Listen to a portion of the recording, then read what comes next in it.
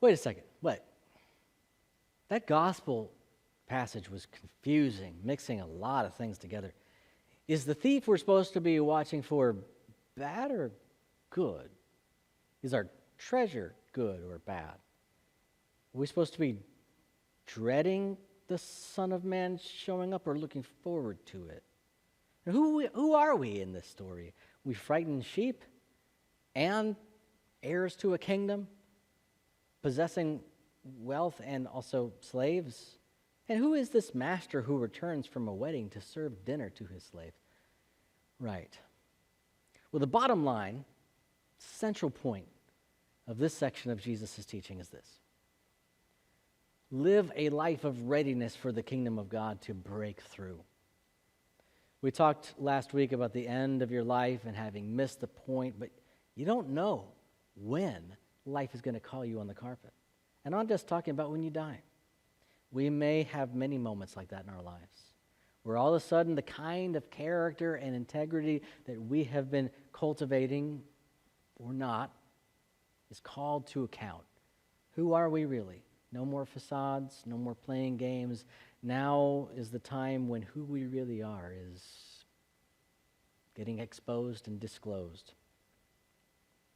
There are times when God's on the move, and a great blessing is ours if we've trained ourselves to wait for that moment, but we just might miss it because we're focused on other things. Be ready, dressed for action, lamps lit. What does that mean? Well, first off, what Jesus clearly says, it means we must travel through this world lightly. No baggage. Only what we need for the journey. If we're carrying more than we need, sell it off. Give it to those who do need it now. There might be something metaphorical here, but Jesus is pretty literal and clear. Downsize. Give your stuff away. Live simply and lightly. Otherwise, you can be distracted from readiness. Of course, this is scary because we put our trust in what we have, but Jesus says not to be scared. It is the Father's pleasure, good pleasure, to give us the kingdom.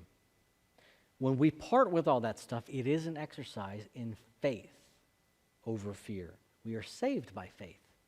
We stand, like Abraham, not trusting in ourselves, but simply recipients of God's blessings that God gives us without us earning.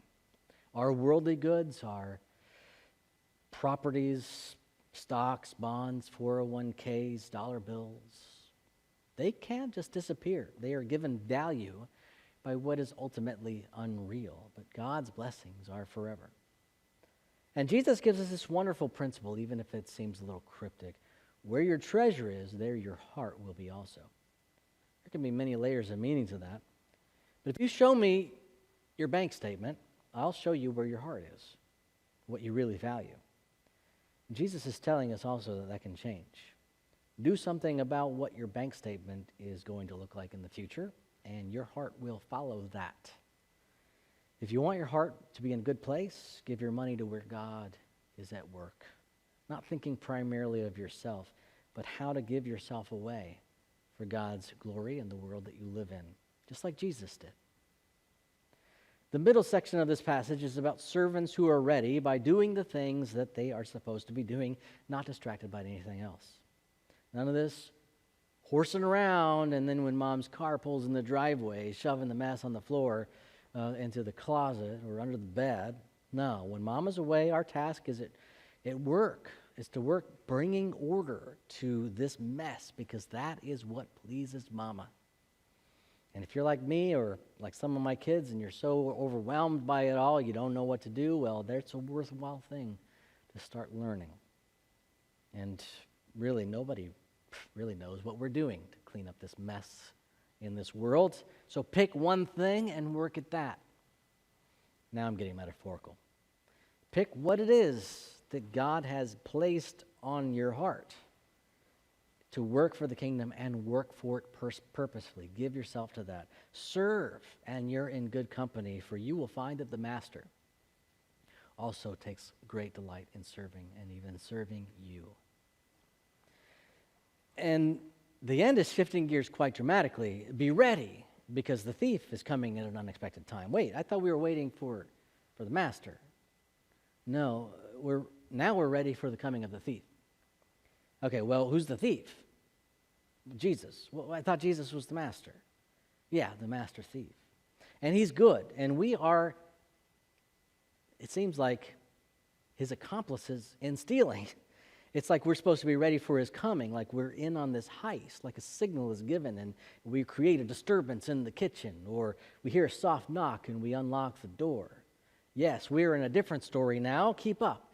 We are in on the heist, homies. We are join Ocean's 12 disciples, robbing from the fat cats and redistributing goods for a more caring and just world, maybe, something like that.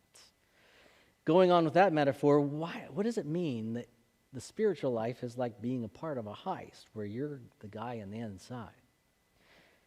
I'm saying this more to you than to me, because you in the workplaces, you in the schools, you in the neighborhoods, you in your families, you're the person on the inside. I'm the preacher. I'm on the outside. Talking to you about the plan, telling you to get ready. The plan is that Jesus will come and steal people's fears, rob people of their addictions, stage a coup in the kingdom of toxic relationships and install love and peace at the head. You are the inside man or woman. Are you ready to be a person of influence in the spaces that you inhabit? Are you prepared to have those crucial conversations with people at the right time? Peter says always to be prepared to give a reason for the hope that we have. Don't people need hope right now? What's the reason for your hope? Maybe you can even steer conversations that direction at the right time, not forcing anything on anybody. But if something helps you, it just might help someone else. And you don't have to know anything special except how it helps you. How does it give you hope? Maybe you're the person on the inside, maneuvering to make this world a better place. Live with that purpose in mind. Be ready. Be a positive influence on the world. Help people. Be contagiously kind. And Jesus just might show up, and you too may change everything. To the spoils.